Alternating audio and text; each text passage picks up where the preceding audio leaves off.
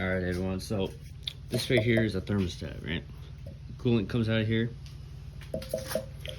Coolant comes out of here.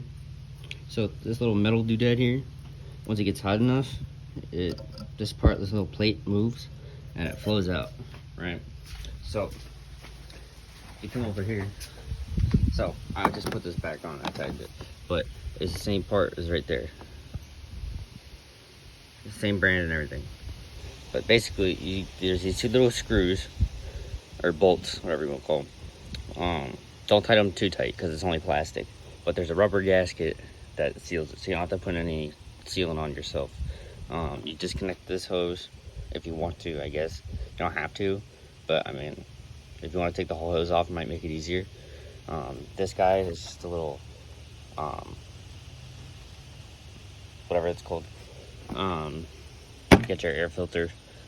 There's these little snap dudes. There it is. It's these guys right here. I don't have one of those fancy cold air intakes. This is just stock.